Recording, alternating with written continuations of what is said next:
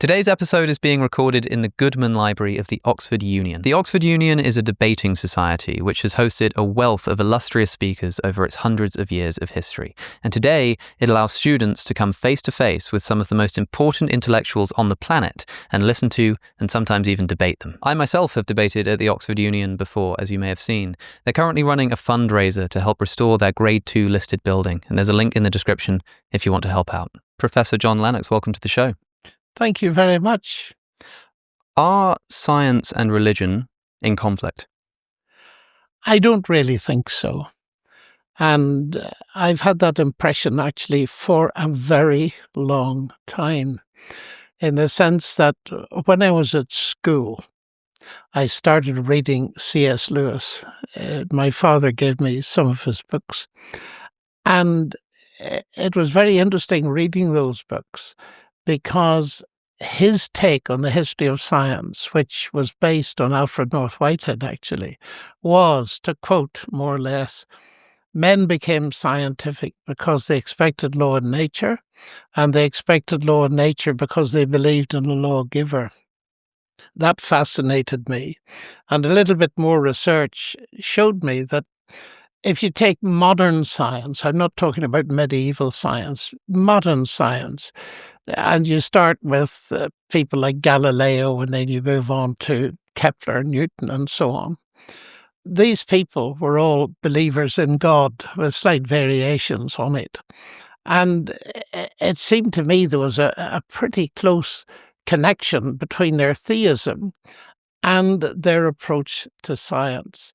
And in general, historians of science, and when I came to Oxford after a while, I worked for a time with John Hedley Brooke, who was the first professor of science and religion here, now a wonderful historian. Yeah. And he was very cautious, but he said there certainly does seem to be a connection between the biblical worldview and the rise of modern science. So sometimes I say to people who ask me that question that I'm not remotely ashamed of being a scientist, if you count mathematicians as scientists, and a Christian, because arguably it was the Judeo-Christian worldview that gave me my subject. So I think there's a deep resonance there. And I do think there is a conflict, though, just to explain a little bit further, but it's not between science and faith in God. And I often illustrate this by thinking of the Nobel Prize in Physics. Because, take for example Higgs, Peter Higgs, who won it, Scotsman, atheist, brilliant physicist. And then there's another person I know, Bill Phillips, an American Nobel Prize winner for physics and a Christian. And what that tells me, Alex, really is this, that their difference isn't in the realm of physics at all, or science, it's in worldview. And I see a real conflict between the theistic worldview and the atheistic worldview, and there are scientists on both sides. And so I feel that if we take that on board, we can make a more sensible exploration of this whole, well, I think it's a myth, and a lot of historians do as well, that science and religion are necessarily in conflict. I think as a final codicil, I would say it depends what religion you're talking about. I'm talking about the Judeo-Christian worldview, because science conflicts with a lot of religions.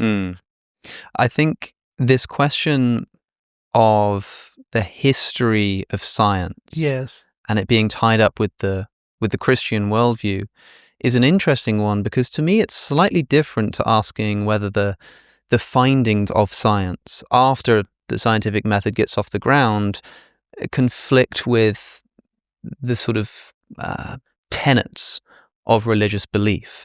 And so I think what a lot of people will think is, okay, the founders of the scientific method were Christian, but of course they were, because everyone was Christian. And if science does somehow undermine Christianity, then of course they would be Christians, because they hadn't invented the scientific method yet to undermine it. And so people will point to the findings of science and say that the explanatory power that these Christian men who wanted to understand the universe found in the scientific method removes the space needed for the explanatory power of God. Now, I know you disagree with that too, of course, but I was hoping you could tell us why.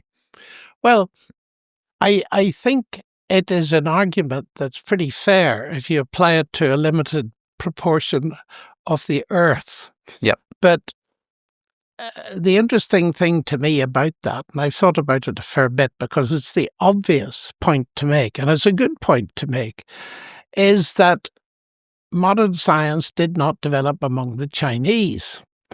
And a lot of study was done on that particular topic by a very famous sinologist who actually, did he found the Academy of Sciences in China? I'm wrestling for his name. You probably know it. I'm not sure I do. But he did a lot of research, and he was principally a Marxist in his viewpoint. Mm-hmm. And that is what makes his conclusion very interesting. He certainly was the author of a massive dictionary of scientific science and all that. He tried to explain within a Marxist framework why modern science of the type you described didn't arise in China. And the conclusion he came to was it was a difference in the fundamental presupposition of the idea that there was a unification in the sense that there was one creator who had created the universe and created the human mind to study it. And the Chinese didn't have that. That was his view. So it seems to me that that is an interesting response to this. If you take the whole world, modern science arose in a particular place in a particular time where, in a sense, the general background was Christian. But on the other hand, it didn't arise where the general background was very different. So I think that's how I would respond to it. So two questions come to mind for me. One is the question of the so-called golden age of the Islamic world, with particular reference to mathematics, which will make people think, okay, science arises in the Christian West, but we also have this rich tradition of science and discovery within Islam as well. And the extent to which you said it depends which religion you're talking about, I wondered if you had a view on whether Islam can be similarly credited with scientific knowledge.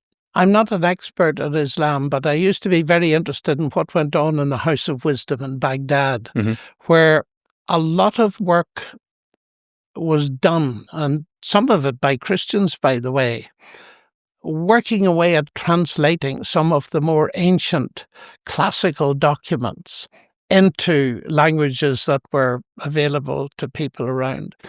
And at the very least, in the Islamic tradition, you have a very strong transmission of more ancient texts that, of course, helped with the advance of modern science.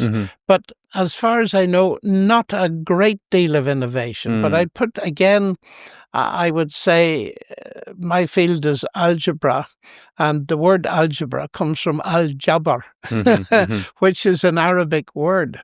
And in the Islamic world, you had tremendous understanding of observational astronomy and their ways of solving equations and so on, and back into the Babylonian world. So we had certainly a great deal of stuff that was transmitted forward and helped. I would say helped enormously.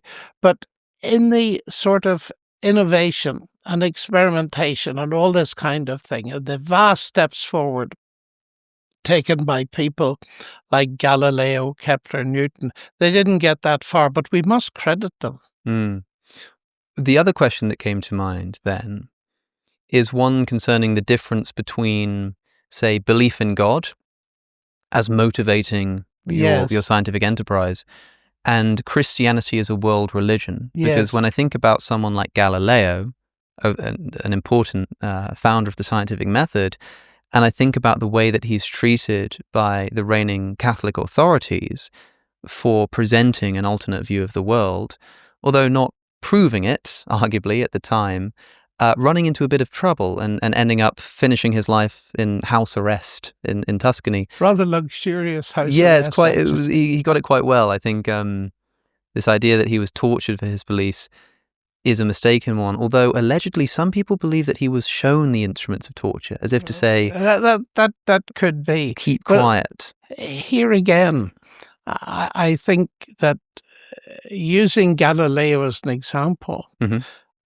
doesn't work, because if you look at what actually happened, the first people to criticize Galileo was not the Catholic Church. It was the philosophers Mm. who were building on Aristotle and believed in a fixed earth. And the church got involved rather foolishly because it had climbed on the Aristotelian bandwagon. Yes. So you could argue that this is not really science versus Christianity, because Galileo was a Christian. He believed in God before he started all this and when he finished. So I think I would agree with the historians of science that say that the Galileo incident is not really one to be used to show that there's a huge conflict between science and religion. Yes. I think the book Galileo's Daughter is well worth reading on this store. And Galileo was a bit silly, you know, and unwise in what he did. He he insisted, first of all, on writing in Italian, and that irritated the experts who thought everything should be done in Latin. Mm-hmm. And secondly, he wrote a text and put the views of the then Pope, who had been his friend, into the mouth of a character he named Simplicio, Yes. the fool. And as for PR, I think he comes fairly near a zero. Yeah, actually. And he'd been told by the Catholic Church not to write about heliocentrism, but there was some dispute over what he was allowed to do, and so he writes this philosophical dialogue where he's like, well, I'm not writing an essay in favor of heliocentrism. Correct. I'm writing a dialogue. It's just that the character that disagrees with me is called the fool. And that's what finally did it seems, for the church. For me, I think you're right to say that this isn't a good indication of the conflict between science and religious belief. For me, at best, with the most sort of uncharitable view of the Catholic practice here, it might show a conflict between, say, the scientific method of Galileo and the Catholic Church. But I want to very carefully tease apart the historical question of like world religions and their potential suppression of the scientific method with the more specific point I think you're making, which is about the personal belief in an ordered universe as being necessary to engage in science. I think that's fair enough. And if you look at various times in church history, I would say that to their shame, and as in the Galileo case, it was only in my lifetime that the Catholic Church rehabilitated Galileo. Yes. And that's pretty shameful. Finally said that he was correct. Yes. And the same is true, I suppose, of the so-called conflict between Huxley and Wilberforce, you know, after Darwin. Yes, that's represented as a... This is a debate that happens just down the road at the Natural History Museum here, the Natural History in Oxford, Museum. And it's between Thomas Huxley, who is a sort of protege of Charles Darwin. Yes. And so the newly discovered idea of natural selection is being defended by Huxley, and then you've got the Bishop Wilberforce who is arguing against it. And this is again seen as archetypal science, evolution, undeniable fact, versus that's right. The priest that can't accept it. But it's very interesting. I've read the whole debate, and I find that many people haven't. And Wilberforce was the kind of cleric who was an amateur scientist. And he seemed to have a lot of leisure for doing that, which might tell us something about the church in those days. Right. And Huxley was dead against this. He wanted a professional class of scientists. That's the first. There was a strong bias against it. But when it came to the argument, I was fascinated to discover that very early on in his speech, Wilberforce said, I am not going to use religious arguments. Mm. I am only going to discuss the science. That's often left completely out of the discussion. Mm-hmm. And again, it was, what was his name? The professor of the history of science at the Open University said that this event should not be used to drive a wedge between science and Christianity. It was a much more complex thing. It was a sociological thing as well. Yeah. The push to have professional scientists get rid of the clerics, turn the churches into temples to Sophia, the goddess of wisdom, and all this kind of stuff. There was much more going on than simply dealing with science. But poor old Wilberforce, I think he gets the rough end of the stick, and it's not always very accurate. I mean, instinctively, I think of people who are motivated by their religious beliefs, Yes, but so as to convince the non-religious, yes. will abandon that as a strategy of argumentation and say, well, look, I'm not going to rely on my religious views here to convince you. Yeah. And yet that is still their motivation to presenting these arguments. And I really don't know when I say, like, Well, I don't know what you suspect Wilberforce's motivation was, or if there's anything else that indicates that he really you're was right. just a science I take enthusiast. from what you're saying that it's always difficult to second guess motivation Yes. and to understand what it is. And we can only see that what I find actually interesting is that Wilberforce, it actually occurred to him to say what kind of argument he was using. I thought that was pretty insightful of Wilberforce, in spite of the fact that generations afterwards, nobody took any notice of it. He was actually passionate about the science and felt a case could be rested on the science alone. That's an attitude I like. We'll get back to Professor Lennox in just a moment, but first, do you trust the news? I don't. And a lot of that has got to do with the bias that inevitably seeps into media reporting. We can never get rid of media bias, but wouldn't it be great if there were a way for us as consumers of news to navigate this media landscape, objectively comparing how the same story is being reported on differently by different sources? Well, that is exactly what today's sponsor, Ground News, allows you to do. Ground News aggregates thousands of local and international news outlets all in one place, so you can compare reporting across the political spectrum. Try it out by going to ground.news/AlexOC. For example, back when Donald Trump announced that he was creating a religious office to tackle anti-Christian bias, it received a lot of coverage, but using Ground News, I can see that of all the sources reporting on this story, only 18% of them lean to the left, meaning that you could have easily missed this story if you only tend to read left-leaning news. Ground News even has a dedicated blind spot tab, which specifically seeks out stories that you would otherwise miss based on the news that you usually read. And Ground News also has a feature called My News Bias, which is a personal dashboard giving you a detailed breakdown of the news that you're reading, its political bias, and which geographic regions the stories are related to. Try it out for yourself by going to ground.news/AlexOC or by scanning the QR code that's on your screen. Use my link to get 40% off their unlimited access Vantage plan. With that said, back to Professor Lennox. Do you think some of these archetypal scientific revolutions, the Copernican revolution, the revolution of biology with natural selection and Charles Darwin, even things like the revolutions in physics with quantum mechanics, do you think that any of these pose any challenges to, say, the Christian worldview? Is there anything about the Christian worldview that you think is at least challenged by these scientific developments? Well, we need to take them separately. Sure. And certainly, as one person has said, at least one, that Darwinism proved to be an engine of atheism. Yes. Well, I think this is the most important example here is And probably evolution. It is. Yeah. Quantum mechanics actually, to take your other example, for some people, opened up the possibility of freedom and all the business of giving, to put it this way, which I don't really like, space for God, so to speak. Yeah. And not confining the universe to be a deterministic entity. I think that it is a very interesting case in point that a lot of people jumped to the Darwinist bandwagon, and until relatively recently, it was often used as a reason to get rid of God in some way or other.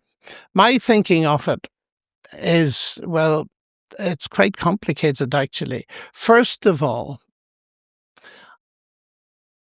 the idea that there is a creator God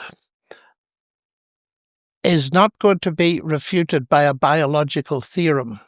I'm not even convinced they're in the same kind of category. Mm-hmm.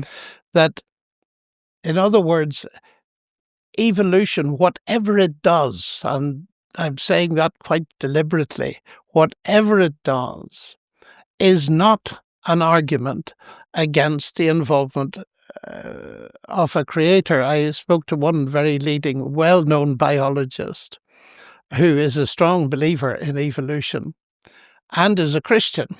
And I said to him, in the end, if I'm pushed to it, God can do it any way he liked.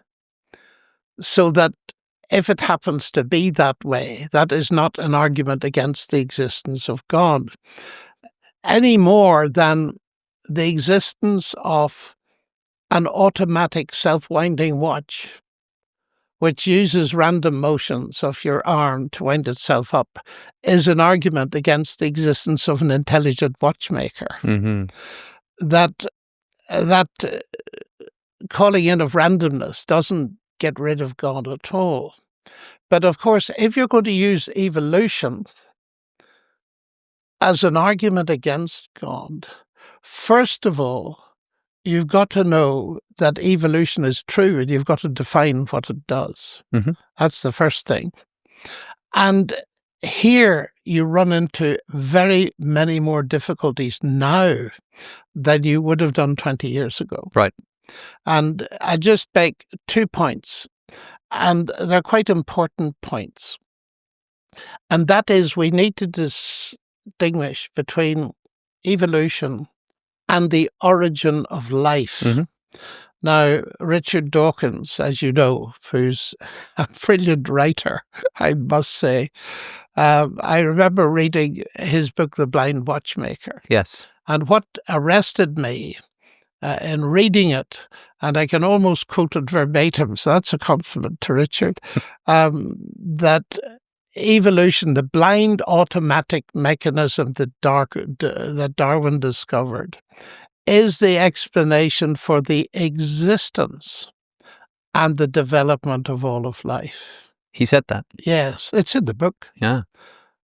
And it took a very long time for him to realize that the first part of that statement is false. Yes. For a very simple reason.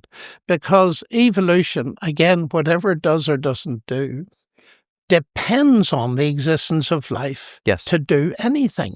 So it cannot be the explanation for life. Now, of course, people these days get round that by talking about chemical evolution and so on. That's nothing to do with mutation and natural selection, and we could go into that. But as a mathematician, it's the former interests me more. That is the origin of life itself, because it's almost equivalent, though not quite, to the origin of information. I see there a huge problem. But staying with, now, the second part of Dawkins' assertion, it explains all the development of life.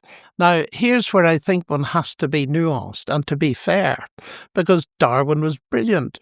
He observed things that people had not observed. He observed changes. For example, the famous study of the finch beaks in the Galapagos Islands, and I have a 1,000-page book at home, a famous book on that, and I've read most of it. And that was hailed as evidence, but of what? It certainly was evidence of cyclic change. What not so many people were aware of is that once the drought conditions disappeared, the proportion of long beaks to short beaks actually moved back to what it was before. But nevertheless, he could see that something was happening that filled niches and enabled existing creatures to adapt to new niches. Now, that seems to me to be uncontroversial because we can observe it. But when it goes beyond that to the creation, if I might use that word, of new life forms or all this kind of thing, I think that's a very different matter. Now, I'm very aware that I'm not a biologist. And secondly, I believe in Richard Feynman's wonderful dictum. He says the scientist outside his own field is as dumb as anybody else. And I've got to remember that. But I have tried to read my biology, especially in recent years. And I comfort myself that everybody from Darwin to Dawkins wrote for the intelligent public. They expect us to understand what they write. And I have a huge difficulty with that kind of what we may call macroevolution. But much more interestingly is what has happened in the last few years with so-called systems biology, where the Darwinian mechanism, well, natural selection was his, mutation was later. But if we put both together and we have the neo-Darwinian hypothesis, that has been called into very deep question as being totally inadequate. Here in Oxford, Denis Noble, one of the most fascinating characters, fellow of the Royal Society, and he's debated Richard on a number of occasions. And his argument is really in the end that natural selection, that neo-Darwinian thesis, doesn't need to be modified. It needs to be replaced because it's completely inadequate. Because now, and here I'm just saying what I read, the problem is, and it's a chicken the egg problem, that most simply perhaps can be realized. Here is DNA. You can't get DNA without a cell. You can't get a living cell without DNA. So how does that work? And what seems to me to be happening, and I've actually written quite a lot about this in a recent book, Cosmic Chemistry, Do God and Science Mix, that there appears to be a top-down causation, and it leads to a huge problem because it was enough level of complexity to discover that the DNA molecule was not simply complex, it was linguistically complex. That is, it gave us a 3.4 billion letter long word in a chemical alphabet. And all those letters had to be in the right order. That is a stupendous level of complexity, which has no chance of being generated by random processes. And Richard Dawkins agrees with that. He brings in something that natural selection actually has a different kind of operation, but we're not going to that at the moment. But the point is now, with the more recent discoveries of the nature of the living cell and all the chemical factories in it, there are levels upon levels of complexity beyond the genome. And that just beggars into unbelief, the possibility that any known mechanism can produce that without the input of intelligence. Now, I'm in your boat, but at an even sort of lower level below the deck, in that it's not just so much outside of my scientific expertise, biology, but I'm not even a scientist, and so I'm also aware of my limitations in being able to engage with this material. I do understand that on the popular level, I think like Stephen Meyer has been talking about this kind of thing quite publicly, and I understand that a lot of people are beginning to question at least Darwinian evolution. But to understand you correctly, would that entail doubting, for example, that, say, myself and a chimpanzee share a common ancestor? Because I understand that the mechanism of getting DNA off the ground and this kind of thing is this unimaginable mystery. But once we've sort of granted that, intelligently produced or not, does that suspicion go to that depth of evolution? I mean, like, do you think that there is reason to doubt that I share a common ancestor with the chimpanzee? Well, it can do. Uh-huh. People are divided on that, and I understand the point very well. You know, from a mathematical point of view, if you take a set of things, you can often order them in a hierarchy. And that's clearly true in the animal kingdom. You could use various criteria for organizing them. But the whole question of common ancestry assumes that you've got a mechanism that drives the one to the other. Mm-hmm. And I sometimes use an argument that I think Darwin was aware of in some way. I have a vague memory that I got it from one of his letters. Mm-hmm. But it's something like this. You and I are biologists, and there's desperate need in the world for some kind of grain that resists, let's say, floods and so on and so forth. And we sit in the laboratory and we genetically engineer a new type of wheat that's very successful. 1,000 years hence, people are investigating the archaeology of this, and they're trying to determine what is related to what. Now, they know nothing about us or what we did. And their research, if it's done on the basis of a dominant naturalism, will completely miss the fact that there was an intelligent input at one point creating this new level. And that'll be due to their methodological assumptions. Yes, that's right. And you can't blame them in a way if that's the way they're working. Quite. So it seems to me we've got to be extremely careful that the ability to organize things into various hierarchies is an indicator, certainly an argument for development without input of intelligence, but It's not conclusive. And it seems to me, in other words, my faith in God doesn't depend on whether there's a common ancestor or not. Certainly God could do it that way, but I'm not convinced that he has, because the analogy I gave you has got more to it than you may first realize, because it's saying that at a certain point there was an input from outside the system, an intelligent input from you and me as the scientists involved. Now, from the biblical point of view, and this has always interested me, the biblical description of creation is very minimal. It's 100 words, I think, Genesis 1 in Hebrew, something like that. But what is emphasized in that description has always fascinated me, because several times over you read, "And God said."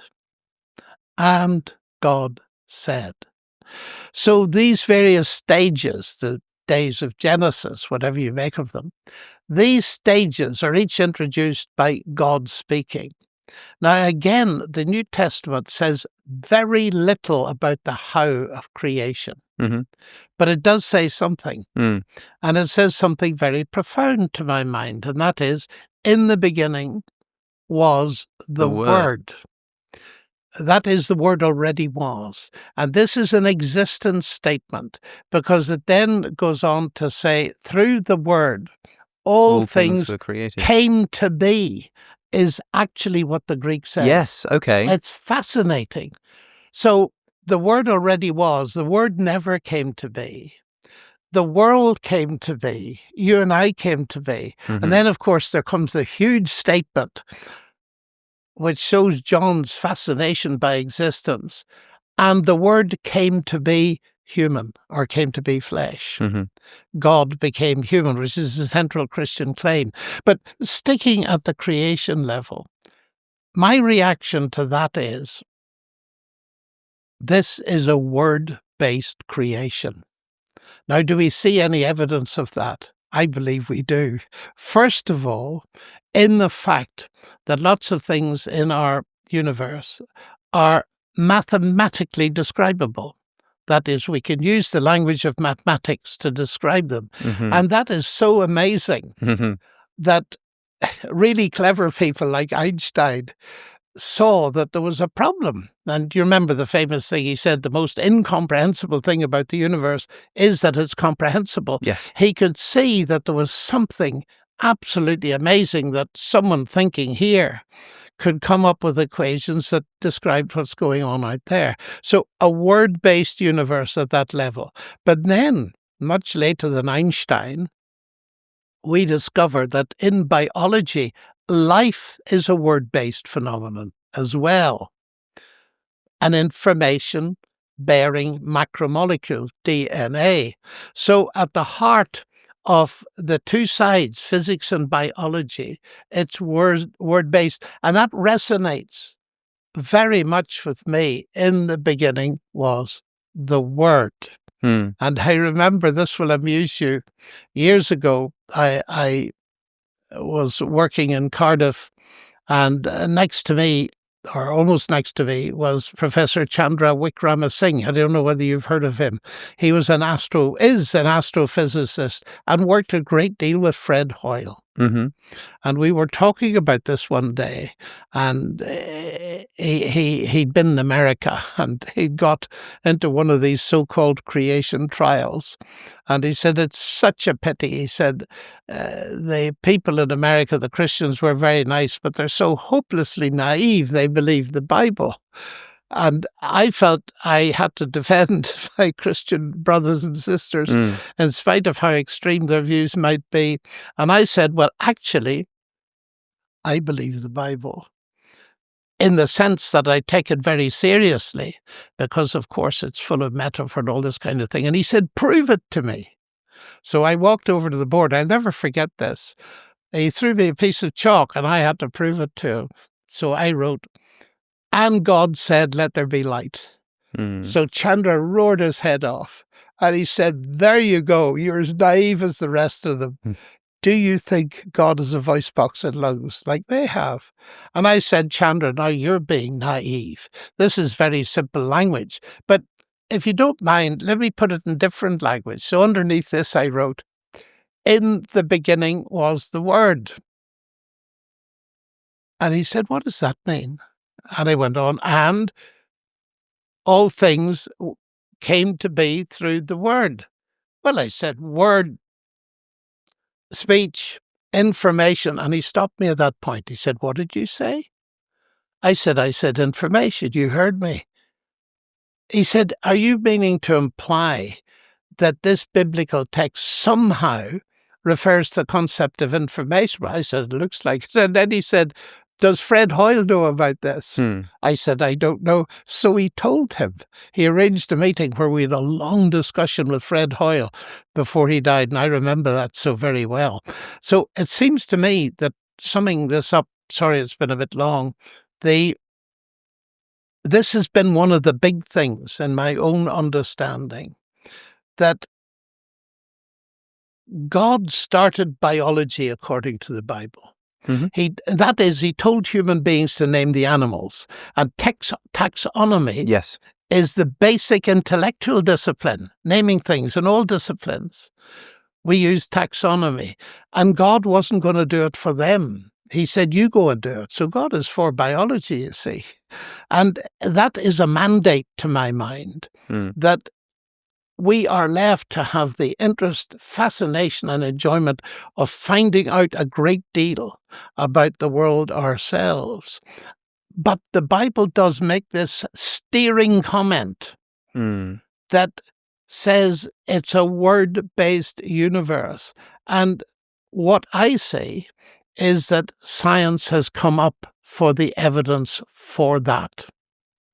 And that's my big problem with the naturalistic worldview. There's no believable generator of word-like information that any of us know about. It always is associated, in our experience at least, with a human intelligence. Well, what jumps out at me from what you're saying, just at the end there, you say word-like information. And I think that this let's say this term word, Yes. I want to be careful not to use it too promiscuously, Yes. because there's the words that I'm using to speak in the language that I'm using, and then there's the so-called language of DNA, which, as far as I understand, is something of an analogy. I mean, we're not talking about words in the sense that I would use words to construct a linguistic sentence, but it might sort of work in a similar way, information being put together in such a way as to produce something larger than the sum of its parts.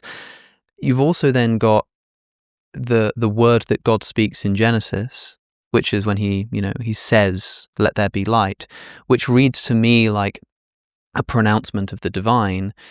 And then, of course, you've got Jesus being the Logos, Yes. which is usually translated as the Word. Yes.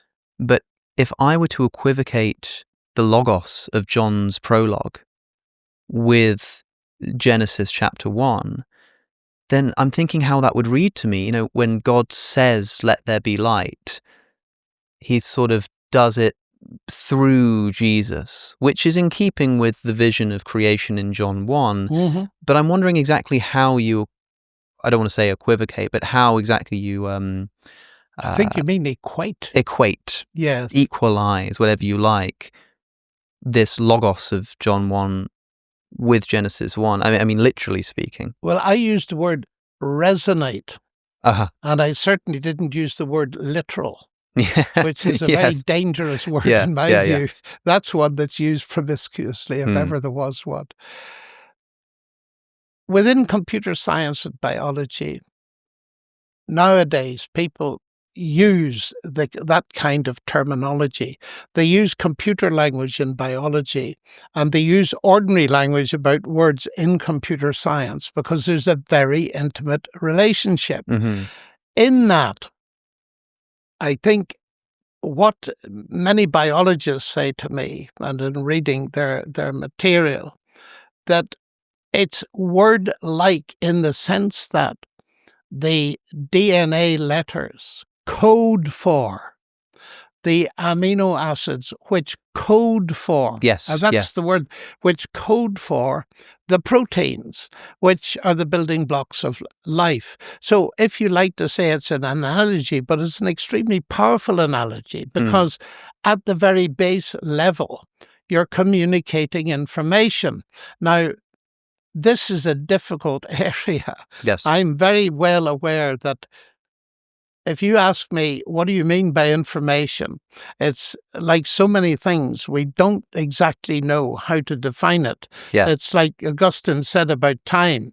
Everybody knows what it is until they're asked to define it. Yes. It's one of those things. But one of the things I believe that has come out of physics, although that's debated up to today, is that information, in the sense of we live in an information-based world, is not derivable from physics and chemistry. Now, that to me is a massive block in the way of a materialistic explanation of life, mathematics, everything else. Because if information is not in the end material, then no material explanation is going to work for it. And it seems to me the death blow to materialism in the ultimate sense has been given by physics in talking about information not being reducible to physics and chemistry. So these are a lot of the things that go around. You originally asked me, Yes. was biology a threat to belief in God? It has been and is been used in that way. But if somebody comes to me who's not a biologist and not particularly interested in the details as I am, I want to say, well, okay, you believe in evolution. It means at least 5 different things, but let's assume you think there's a natural process that does this. One, the fact that there may be one, if that is so, that doesn't mean that there's no God involved in it, because after all, what it has achieved is something absolutely mind-blowing that no human mind, let alone natural process, has been able to achieve. We cannot build birds, and we cannot build living cells and so on. Now, none of this, Alex, and I would emphasize this as a mathematician, amounts to proof. Mm-hmm. And it's important to say that because you haven't done that, I know, because you're too much of a philosopher to do it. But it's worth saying because people often say to me, can you prove that God exists? Mm-hmm. I say, what meaning of the word proof are you using? If you're using it in the axiomatic mathematical sense, here are the axioms, here are the laws of logic, and here's the theorem. No, you can't. But if you use it in the ordinary sense, as a lawyer would say, can you prove beyond reasonable doubt? What you're talking about is evidence. And so my view, therefore, is to go on that side. It's as evidence-based, best explanation. Mm-hmm. What is the best explanation of what we see? And it seems to me that the notion of a creative God is not a gap explanation. We can't explain this, therefore God did it. No, it's in the nature of the thing.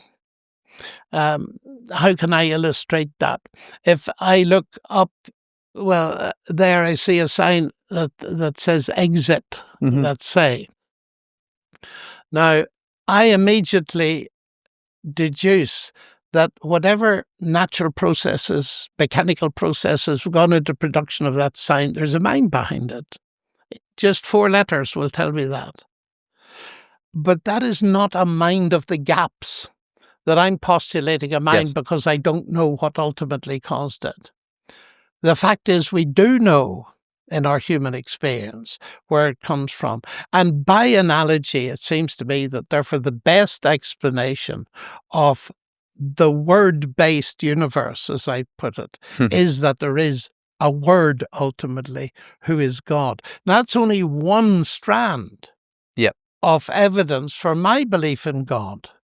Yes, I mean, for me, the most powerful argument for the existence of God has long since been the argument for the existence of God from the number of arguments for the existence of God. It seems like anywhere you look, you can construct one. There's an argument from biology and consciousness or beauty or contingency, the existence of this microphone. It's quite phenomenal in that respect. But with regards to this, and I want to be clear for our listeners, when you point to the fire exit sign and talk about how we know that has a mind behind it, you're not drawing an analogy there to evolution directly. People might be misunderstanding you. Like, you're not saying, well, because I know that had a mind, I know that biology must have a mind. I think you're saying something more specific, which is that saying that there was a mind behind this word exit is not just plugging in a gap because you've got no better thing to put inside of it. That's what you've instead got a reason. There's something in the nature of the thing which gives you reason to think that a mind created it. Now, I think I agree with you in saying that to say God is behind evolution is not, at least necessarily, a God of the gaps argument. I'm happy to say that there is very plausible reason for somebody to look at the majesty of the natural world and say, and the language coding of DNA, and say, yeah, there must be some intelligence behind this.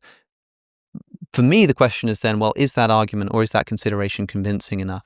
I also agree with what you said about like language. I described it as an analogy, but when you mentioned computer coding, and I thought about binary code, a series of zeros and ones, which of course is only analogous to the words that I'm speaking in English, but to say that it's not really a language would be perhaps a sort of confusion of terms. I think so. Yeah. But okay, so the question for me then is whether I have good enough reason to think that a God might be behind this.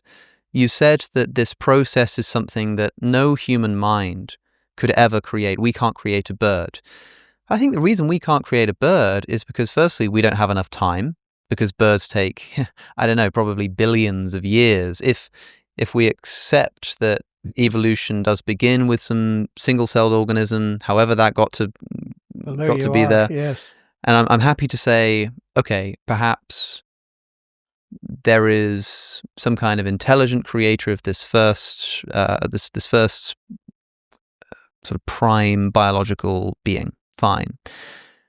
If we then sort of track this process of evolution, the reason why a human mind can't create a bird is because it's not done by a direct, intelligent design. It's done by a sort of series of billions of years of trial and error, such that I could create a bird in the sense that if I could somehow set up some simple beginning conditions, I could then just sort of let it go in its environment, and in billions of years it would turn into a bird. The important thing is getting it going.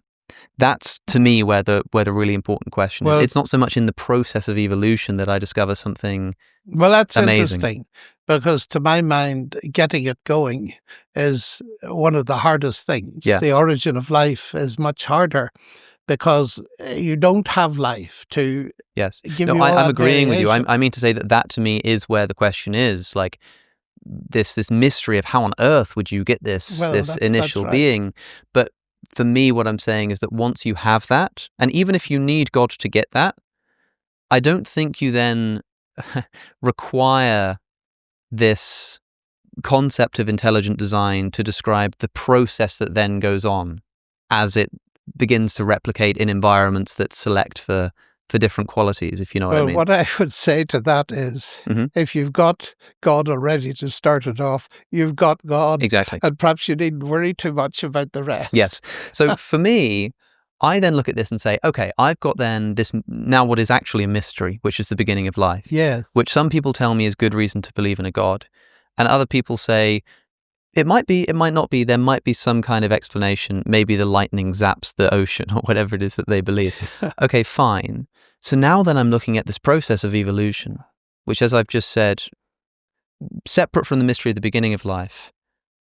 I'm happy to accept that there's some naturalistic process. And as you've just, I think, importantly pointed out, proof is not the same thing as evidence. No. And it's not the same thing as sort of convincing somebody. And so, of course, I don't think that the process of evolution somehow disproves the existence of an immaterial mind behind the universe. But it does seem unlikely that if God's design was to bring about me and people like me so he could enter into a relationship with him, that he would choose to do so through a method which, historically speaking, relies upon the death and destruction of the unfit creatures, which brings up a problem of evil, but as well as that just seems a little bit arbitrary in that, presuming that my chimpanzee cousin doesn't get to inherit eternal glory and was not made in the image of God, if I track back this evolutionary lineage, either being made in the image of God is something which slowly develops, which seems not quite in line with the idea of God breathing life into Adam. Absolutely not. Or there is some apish ancestor and God breathes life into that apish ancestor such that that ancestor can now inherit eternal life, is now part of the Christian story, but his mother is not, and she has no redemption available to her. And it just seems a little bit arbitrary. And well, it does if you put it that way. And I think you'll understand what I'm saying in that, like, I'm not going to present this as some disproof of the existence of theism. No. But it certainly does give one pause for thought when you're thinking about a Christian design behind the universe. Absolutely. And it raises an absolute multitude of questions and is based on a whole lot of assumptions. I think there's another way of coming at this, because as a Christian, I don't simply believe in God. I believe in God as revealed in Jesus Christ. Now that brings us to a completely different level of understanding. In other words, it's not that I look around the universe and say, is there evidence of an intelligence behind it? I believe there is. But on the other hand, I believe that there's a God who has revealed himself in terms that I can understand, in terms of a person like myself, in some sense. that it's not simply I'm searching for God and I, in the end, come to the conclusion, well, there must be a God. People might be likely to say, well, so what? So what? It's that I think logically, and of course my life didn't develop this way, and that's probably a question you may want to ask, is that intellectually one's reasons for God often come after one's experience of God. And that's Yes. quite important, because if it were the case that people had to understand a huge number of philosophical arguments and answers to them to come to faith in God, I would doubt whether that God was worth believing in a sense. I agree with And that. what I think the wonderful thing is that God has revealed himself. And people sometimes say to me, look, this is arrogant. You can't know anything about God. There's a so-called apophatic tradition, which you will know all about, that if you say this is God, it can't be God because you can't grasp God. Now, that's a very humble attitude, except that what Scripture reveals to me is that God wants us to know certain things. This is eternal life, that you might know God. And if God allows me to know certain things, then it's arrogant to say that's impossible. So, on the one hand, of course you can't put God in a box and know everything. On the other hand, if God has revealed himself and says there are certain things you can know, then I want to know those things.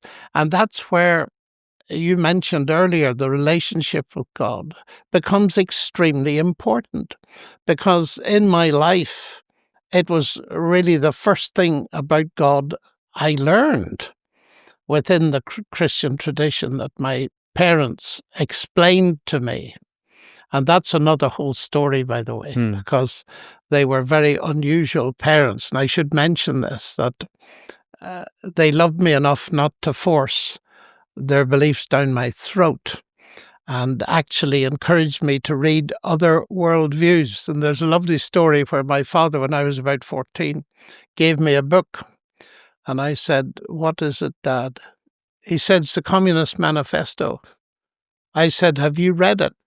He said, "No." Well, why should I read it? And I'll never forget his answer, because you need to know what other people think.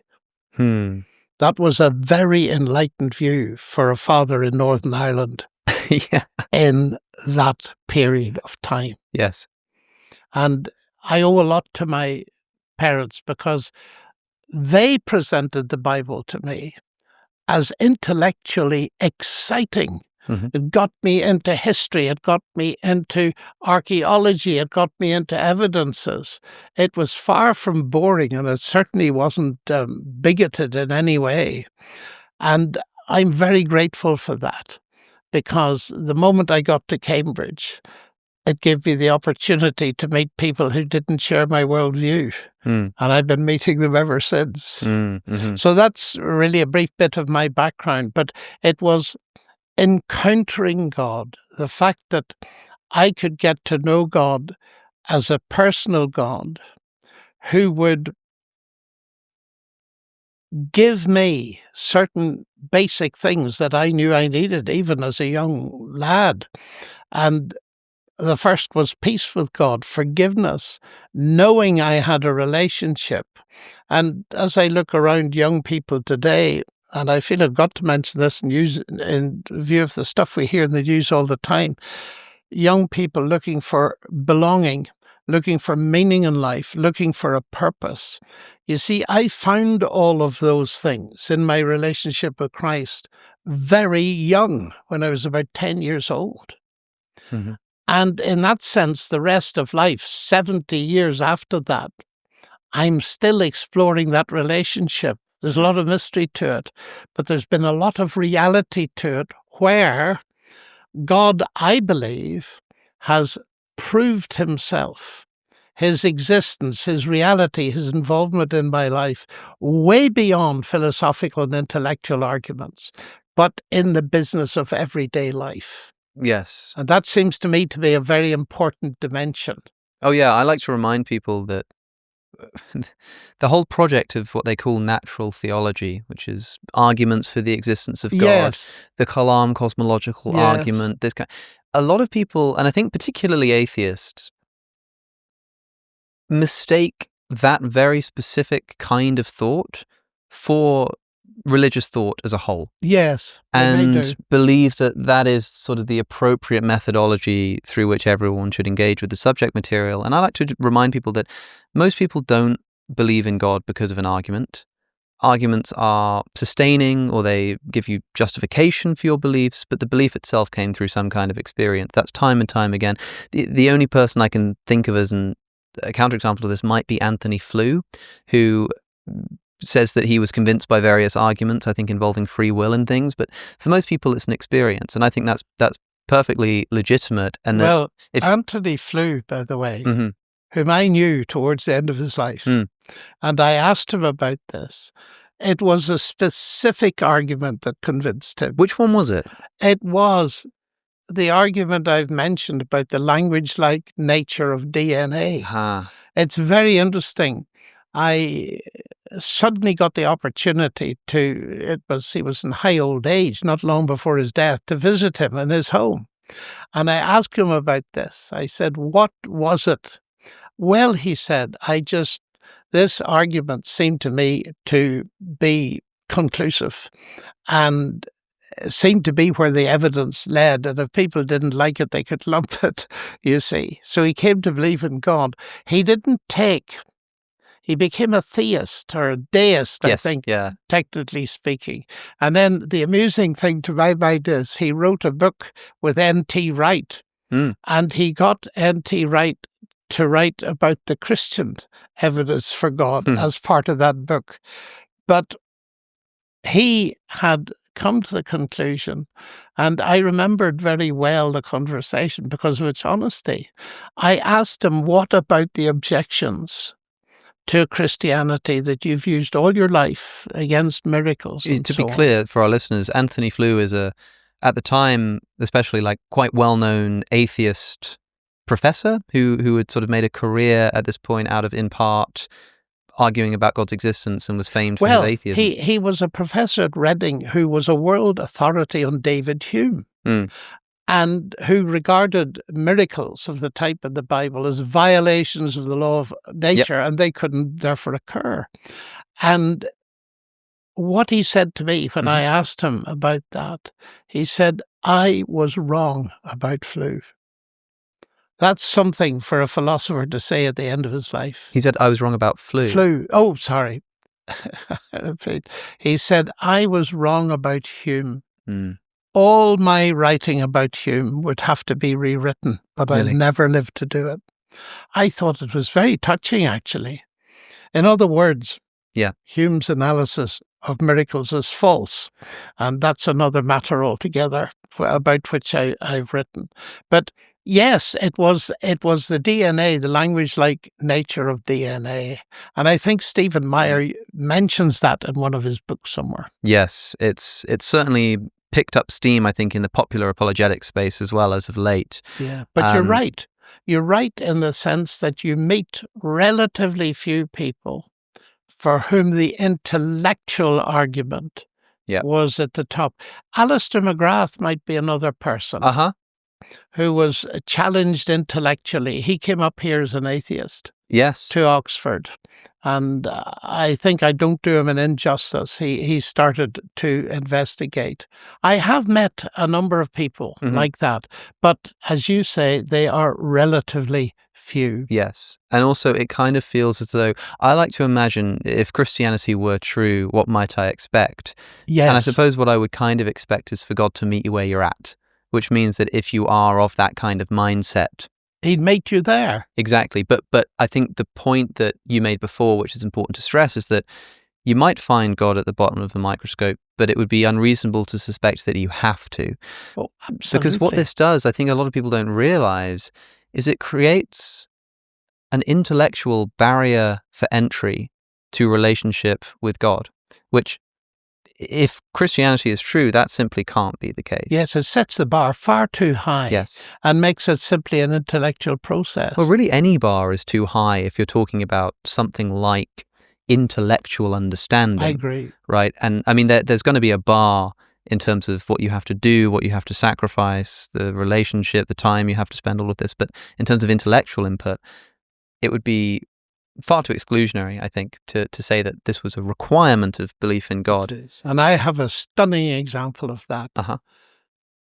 The man that married us 56 years ago was an ex-fairground heavyweight boxer of the type who went to a fairground and faced open challenge.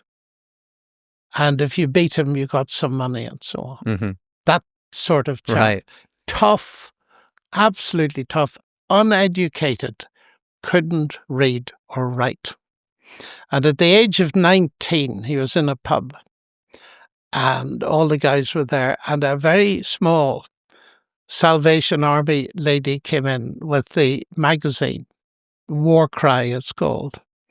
And he looked at her and he said, "Missy," and he lifted her with one hand and stood her on the bar. And he said, "Missy, if you sing for us, all these men will buy your War Cry." Just imagine the situation. She did. And he, through that, started to think about Christianity and very soon became a Christian and went and sat with primary school kids to learn to read and write. Now, can you imagine that? Now, when I met him, he was a veteran preacher. He's the only man that I've ever met that could give you a summary by heart of every chapter in the Bible. Absolutely phenomenal. And I thought, when I was a student at Cambridge, it would be interesting to bring him in amongst a bunch of very clever young people. And he came in, and I'll never forget what happened, to my college, Emmanuel in Cambridge. And he gave a talk, lunchtime, short talk. Very alliterative, very simple, very down to earth. And there was a theology student, very cynical, sitting on the floor. And I can see it now. He looked up and he said, "Well, Mr. Ford, what about the parable of the sheep and the goats?" And Stan Ford, that was his name, was very polite, and he said, "Well, young sir, not everybody in this room may be familiar with the parable of the sheep and the goats. So tell it to us." So this chap started to splutter and mentioned a couple of lines of it. And without batting an eyelid, Stanford finished the entire parable. And the cheering, and they loved him. And he used to come regularly to Cambridge because here was a living example of what God can do to a person. It changed his life completely, and he had a profound influence. So my wife and I invited him, she wasn't my wife then, to conduct our wedding. And those kind of examples where God meets people where they're at have been hugely important in my life. The intellectual side has been important because it's what you said is beautifully correct. That is one of the biggest evidences for God is meeting people where they're at. And I think that for me is a conclusive thing as I look back at my life. And I've been trying to record this in my autobiography. Where are the places where I really think that there's evidence for God meeting me where I'm at? I'd really like to know then why it is that in the popular imagination, this assumption has developed that intellectualism, scientists and philosophers and the academy is sort of tied up with atheism. That, once you become a bit intellectual and you start learning about stuff, and if you actually read the Bible, you'll be talked out of all of that. We've already talked about how you think that's like just untrue, but then Why that association in the popular mind? That, I think, is a complex question to which there are several different answers that one can think of immediately. First of all, in this country, there has been media bias, I believe. Mhm. There's much more communication of atheism. Secondly, there's been, in our recent lifetimes, the so-called new atheist movement, which Yes. has picked up a lot of people, I feel. And if you want to trace that back, you're going back to the Enlightenment in a way, forgetting the evil side of the Enlightenment and just sticking with the intellectual side. And also the idea that is either consciously or unconsciously perpetuated by some scientists that science is the only way to truth, which we call scientism. Mm-hmm. And there are a number of people around here that believe that. Peter Atkins, whom I've debated several Yes. times, and you must know very well, holds to that view. And to my mind, it's almost amusingly false. Because the statement "science is the only way to truth" is not a statement of science, Yeah, and right, therefore, right. if it's true, it's false. It's logically incoherent. But that impression has been given, and I can't explain it any more than perhaps there's also an element of the zeitgeist where the culture is at, Yeah. and disgust with some of the aspects of public Christianity. And, the country I come from, Ireland, Mm-hmm. but also here, the number of scandals. Yep. And people often say to me, well, how can you be a Christian, you coming from Ireland with all the fighting there was, let alone the moral scandals? And I think that's a real question. And my response to it is, and I talked to Christopher Hitchens at great length about this, and he took the point in the end, is that what I said to Christopher, Christopher, I don't understand you, because if you'd really understood what Jesus said and said to the religious rogues that were around him, you'd be on his side, not fighting against him. Because all your objections to bad religion, I share. And Christ criticized them. And I said, you talk about Christianity being cause for war. Well, that was what Christ was put on trial for, that he was promoting terrorism. And Pilate declared him innocent because, and here's the interesting thing, that I remember discussing with Christopher very clearly. I said, Pilate was threatened by any threat to Rome. And was Jesus a king who was trying to overthrow him politically? And Jesus' answer was, well, I am a king, but not in the sense you mean. To this end I was born, to this end I came into the world, that I might bear witness to the truth. And Pilate said, what is truth? And went out and said Jesus is innocent, because he was bright enough to see what most of us can see, that the one thing you cannot do by force and violence is impose truth, especially if it's truth about salvation, peace with God, forgiveness, a new life, and all this kind of thing. Yes. And therefore, the thing that answers it is, and I'm very strong on this, that my fellow countrymen who took up arms, whether on Protestant or Catholic side, to defend Christ and his message are not Christian, because they're disobeying what Christ said, not following him. Yes. And I think that makes a lot of confusion, and has done in the past. And another thing I often say, well, the existence of false coinage doesn't prove that the real stuff doesn't exist, but may make it hard to find. But as you will have noticed, I see encouraging signs on the horizon, because many young people, particularly in Gen Alpha, are beginning to come back and be interested in God and exploring these questions, not so much against the background of what science says or doesn't say, but against the much more cultural background of meaning and purpose Yes. in life. And that heartens me. I find that immensely encouraging. The focus has shifted. And I think, that there was I think, was it the Bible Society that just released a study about young people going back to church Bible Society, at a quite incredible increase of people? And it wasn't, I think the thing that surprised me was not just that people were beginning to like believe in God again or something, but to attend church. Yes. Which is quite a thing in itself. I mean, I agree with people like Justin Brierley when they say that, I don't know if the statistics bear this out, but I can kind of feel something in the air, like the conversation shifting a little bit. Yes.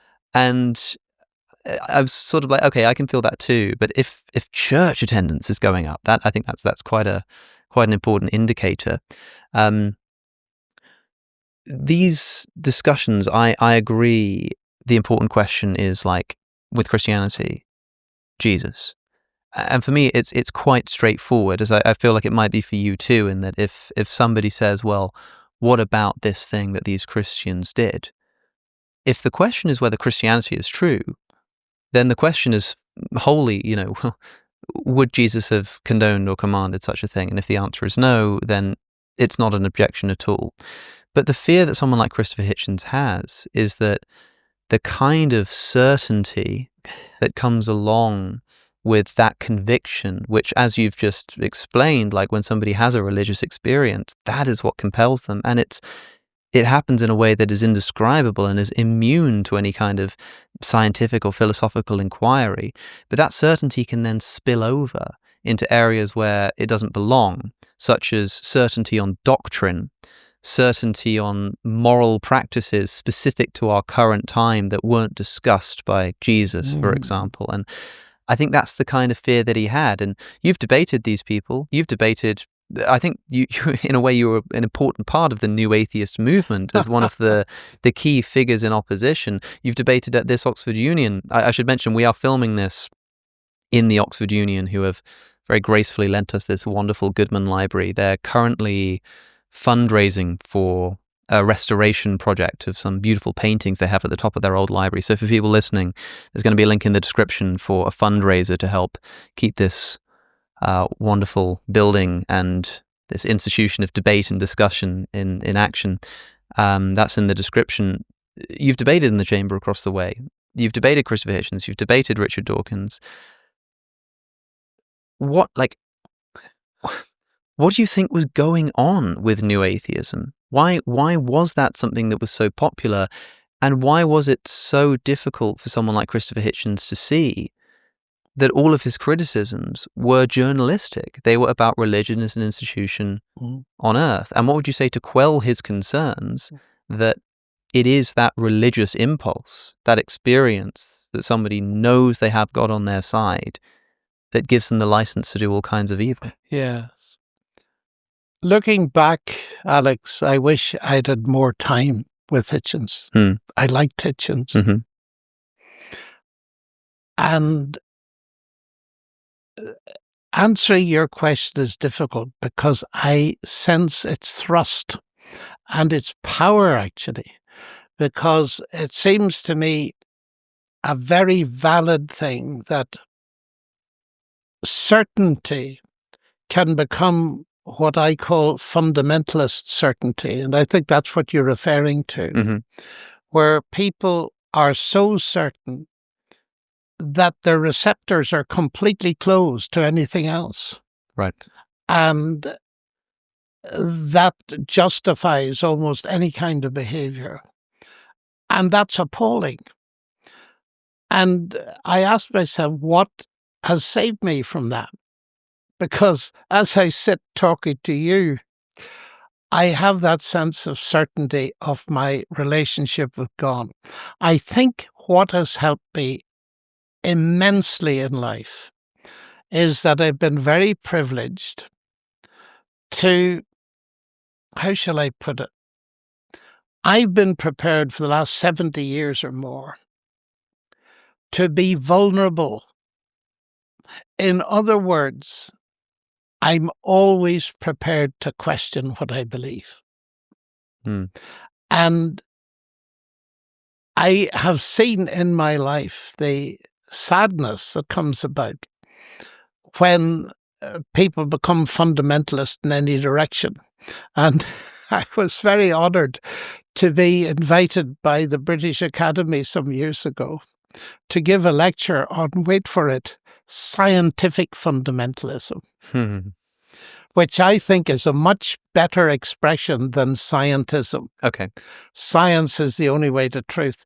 And what fascinated me that day, I was terrified, going into the British Academy and all the academicians there and so on, was the positive response was absolutely amazing. The talk was eventually published in a book. But I've always been afraid of that. I suppose because I was brought up in a culture where my own family suffered bombing because of that kind of attitude. My father ran a business, and just your listeners and people watching this will be interested to know that in a country where there's huge tension between Catholics and Protestants that was fomented by a lot of extremists on both sides, my dad employed equally, as far as he could, Protestants and Catholics in his shop in the centre of one of the most difficult towns in the country. And because of that, I said, Dad, this is really dangerous. Why do you do it? And I'll never forget his answer. He said, Son, Scripture teaches us that every man and woman, irrespective of what they believe, is made in the image of God, and I intend to treat them like that. Now, that was amazing. That and the fact that they let me think were two of the biggest things they could have given me. But that as a moral guide has been very important to me in life. In other words, translating it, I can learn from everybody. And when I arrived in Cambridge, week number 1, I looked around looking for someone who did not share my background. And I've been doing it ever since.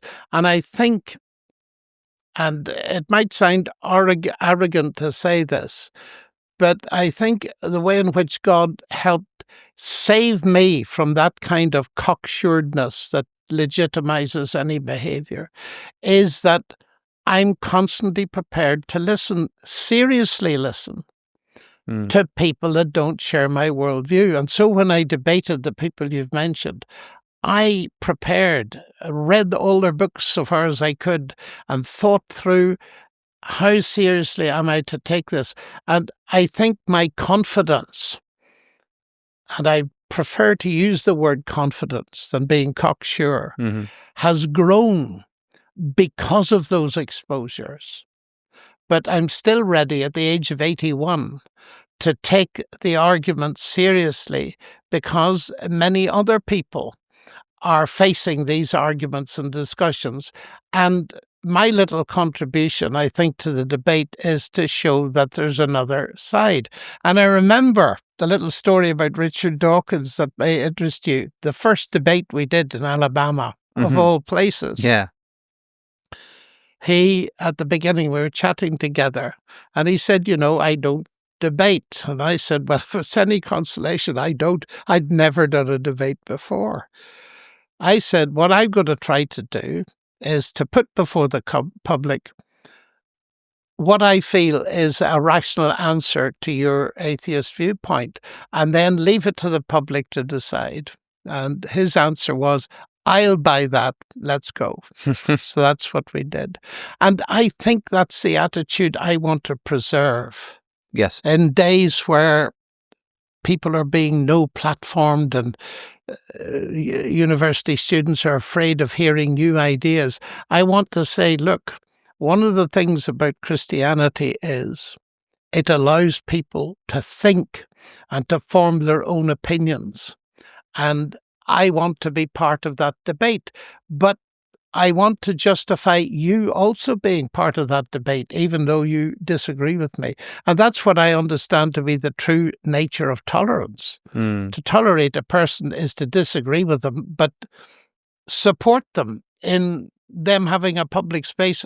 We're in danger of losing that, I think. Yeah, well, I think my success in talking to Christians, for example, correlates with both of our abilities in that conversation to ignore our confidence and to sort of treat everything as if it could be false. Because Hitchens was right that there is a lot of arrogance and certainty and violence in the history of religious thought, but let's not pretend that he didn't have a bit of confidence himself. I'm not sure.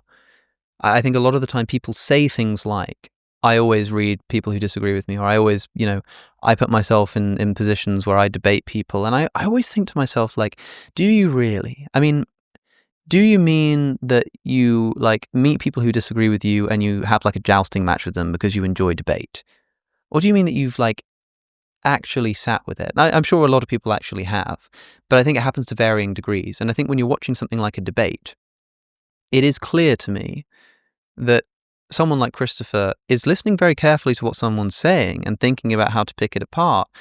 But I can't think of many examples of him listening in such a way as to say, okay, I'm going to consider that for a moment and see what I think about it. It's almost like a lot of it was sort of pre-prepared.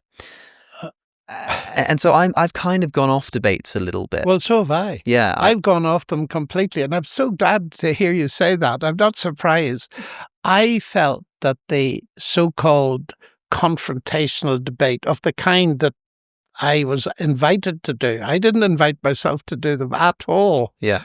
I was thrust into that position, have serious defects. And one of them is cutting corners. Yes. Yeah. Not really listening to the other person and trying to win.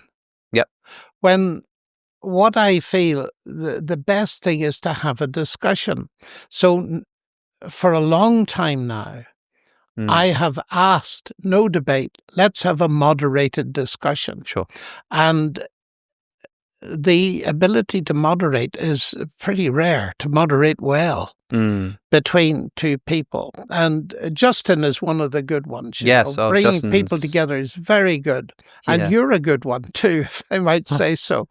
And I think one of the things you said a moment ago, I liked, actually, I hadn't heard it put that way before, that we ignore our confidence, that we're not coming into a discussion saying, look here, I know I'm right. We're saying, let's talk about the issue at stake. Let's present our case as best we could. Yeah. And have enough confidence in people who are watching or listening that they can make up their own mind. Yeah, that's in many ways how I feel about this podcast. I've long since thought that the best way to do debates of the format opening statement, rebuttal round. Terrible. I thought the best way of doing that would be to produce your opening statement and then everyone goes away for a week. And then you come back and you do your opening statement and everyone goes away for a week. And then you come back and you do your rebuttal. And if you want, you can then stitch the videos all together to make it easy to watch. Because otherwise, what's the point in presenting ideas? It becomes more about who can think on the spot. It's an ego bout. It's a test of many things other than the truth. Yeah. You know what I think it is? I think it's a sport. Yes. And I've said this, listeners to this show will have heard me use this analogy all the time. I compare it to a boxing match. Yes. And the crucial thing about a boxing match is that it tells you who's the better boxer, but it doesn't tell you who the better fighter is. No. And in this kind of verbal interchange, it doesn't tell you what the truth is. Yeah, quite. And that's another thing we've gone around it a bit, but from a very early age, I was very fortunate in the books I read as a boy.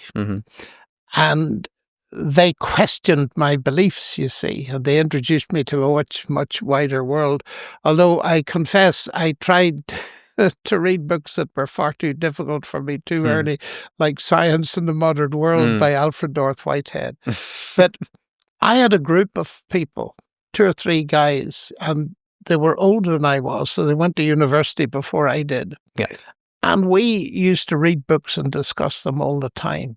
So although there was no debate, there was discussion, because I believed that by and large we were interested in finding out the truth. Yeah. And I saw the danger of these debates right away, that they were a test of how fast you could think, how clever you were on your feet, and et cetera, et cetera, et cetera. And that got some ideas out into the open, because that's the way things were done.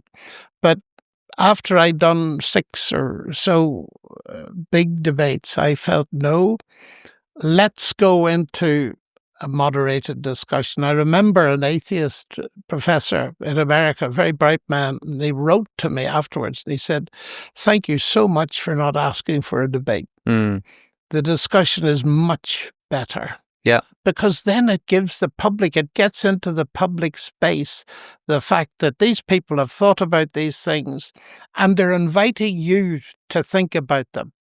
Not they're inviting you to believe what they believe because they believe it and using their authority, Yes. but because the things in themselves carry a conviction. Mm. So I'm very much in the same line as that. Well, debates are artificial and they're entertaining, but they are different from a discussion or a moderated discussion. And when I'm doing a podcast, I find it very difficult to temper between being a moderator and being the conversational partner. I can imagine. Do you know what I mean? Like, there's another world in which if we were both invited by someone like Justin to have a conversation on, his show or something, I think for a start I would have proposed like more objections to what you were saying. I probably would have done more talking. Yes. And yet I don't feel like, as a podcaster, I try not to just be like someone who just asks questions, and it's a very sort of interesting line to match. And I don't actually know whether I'm more like the conversational partner or more like the moderator, as an analogy to what I'm doing in this show. And I think it can also depend on the guest.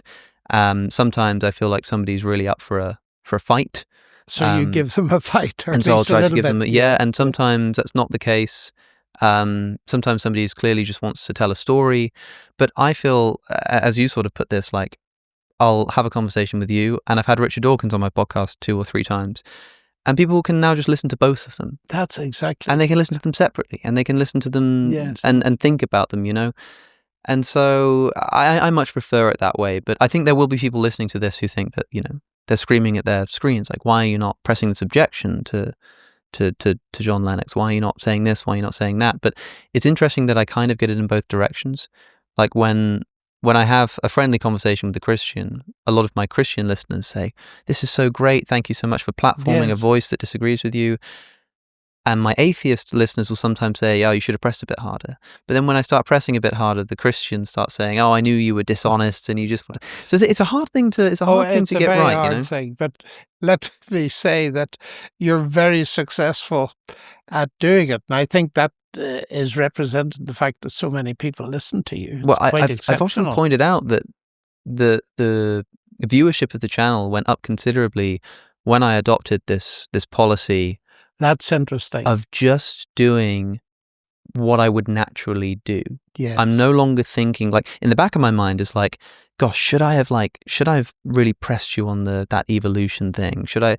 But if that's not the conversation that I'm actually interested in having in that particular moment, then I just don't have it. And since I started doing that, I get a lot more criticism in the way of, you should have brought this up or you should have brought that up. But the viewership goes up because the conversations are more natural. But you see, that's interesting, Alex.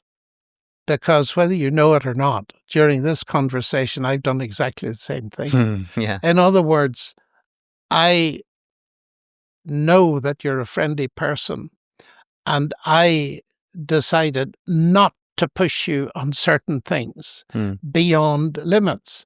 And I actually haven't pushed you on any of your beliefs. That's true.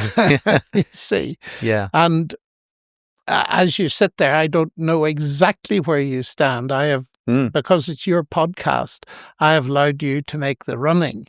But it's similar thinking that this podcast achieves more because it's yours. Yeah. If you do what you like doing.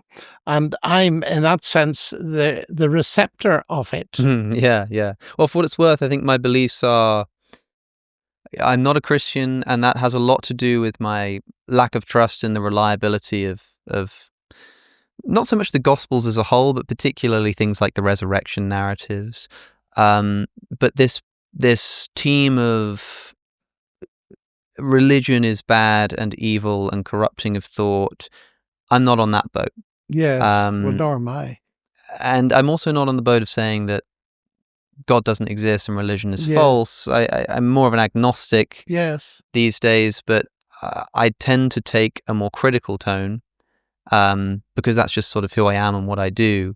But I think I remain quite thoroughly agnostic, which is one of the reasons it's quite difficult to interrogate my beliefs, because there are so few of them that are solidly held. But one of them would be, for example, so there's the reliability of Scripture, but when you're talking about theism as opposed to Christianity, one of them really is the problem of evil, which we haven't spoken about at all today, except for that brief mention in the evolutionary tract when we were talking about evolution. I do find it mysterious and bewildering, especially in the context of evolution. Oh, it's the hard question for any worldview. But then I think one of the reasons why it actually comes up so little is because it almost feels trivial to bring up, because it's the obvious point. It is the argument. Yeah. And it's been discussed ad nauseum. And well, I don't know if I can...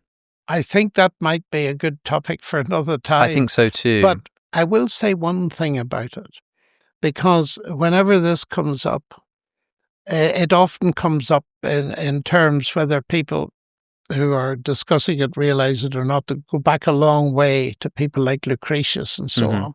Surely a good God, an all-powerful God should, etc., do this or that.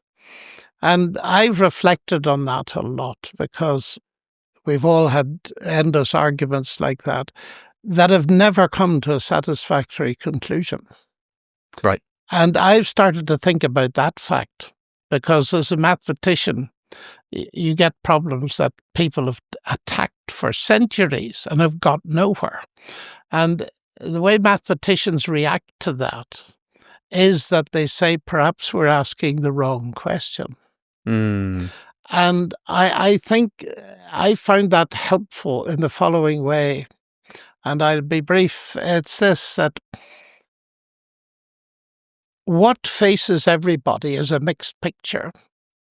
I call it beauty and bombs. In other words, we look at the world, we see some beautiful things and we see some horrible things, especially these days. And any worldview has got to take that into account. That is a fact. And we can argue as long as we like about the theoretical side, if God is good and all-powerful, why this and why that, why the other? And we never come to a satisfactory answer. So I propose another question, equally difficult, but I think it gets us a bit further. Granted that it's like that, is there any evidence anywhere that there is a God who understands it, and to such an extent that I can feel, not that I've got an answer, but that I can see there's a possibility of coming to some peace about it? And my answer to that is that yes, I think there is. And it's the fact that the God presented in the Christian Gospels is a God who in that sense has suffered, because the central claim of Christianity is that God became human and that Christ is God. So, crudely put, what is God doing on a cross? Well, one thing it certainly shows me is that God has not remained distant from human suffering, but has become part of it. And the very interesting thing, Alex, is that in 2011, I arrived in New Zealand 3 days after the earthquake, and I had to meet people who were really going through grief and so on. And I talked in those terms. And I'll never forget when I'd finished talking to the largest congregation this particular place has ever seen, I think. There was a little piece of paper pushed into my hand that said, I lost my husband in the earthquake. And what you said about the cross has given me the first glimmer of hope. And it ties together something you said just a few minutes ago, which I'd love to discuss in detail, but it would have to be another time. If the cross were the end, we'd never have heard of Jesus. And so for me, the resurrection becomes the central thing. Mm-hmm. And it's what the apostles preached. It's what Jesus claimed. It's evidence that he was who he claimed to be. And it has those two dimensions. It has the intellectual dimension. How can you possibly believe that Jesus rose from the dead when we know the laws of nature? Hume. And secondly, what is the evidence in terms of personal experience of encounter with Christ who is alive? So that would be possibly a discussion for another time. Yes, I think so. And I'm just so grateful for you taking the time to sit down and speak with me today. I've wanted to do it for a long time, and I'm just so glad that we could finally put it together. Well, I have appreciated your patience, Alex, and I've enjoyed this much more than many discussions I've had. So thank you. And I wish you all the best with your podcast. Thank you so much. Maybe next time we can have a debate instead. If you enjoyed that conversation, you might like my previous episode with Ayaan Hirsi Ali, which you can watch by clicking the link that's on your screen. To support my work and get early, ad-free access to episodes, subscribe to my Substack at alexoconnor.com. Thanks for watching.